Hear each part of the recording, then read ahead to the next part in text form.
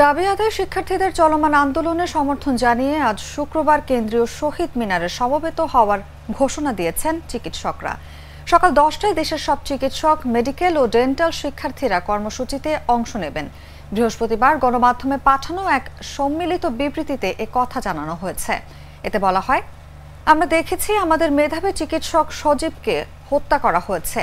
দেশের নানান শান্তিপূর্ণ কর্মসূচিতে আমাদের ছাত্র ছাত্রীদের উপর অত্যাচার করা হয়েছে। এতে আরো বলা হয়, আমরা আজ ঘোষণা দিচ্ছি যে পুরো দেশ ও জাতির সঙ্গে একাত্মতা পোষণ করে শুক্রবার কেন্দ্রীয় শহীদ মিনারে আমরা এক হব। আমরা আমাদের কথা বলবো, প্রতিবাদ জানাবো একসঙ্গে।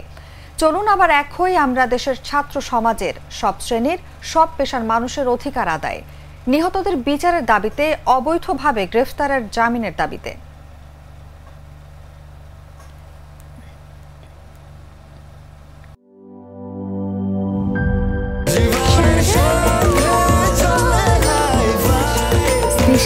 স্বাস্থ্যকর অল টাইম ফ্যামিলি কেক, সব সময় অল টাইম হেলদি লাইফ।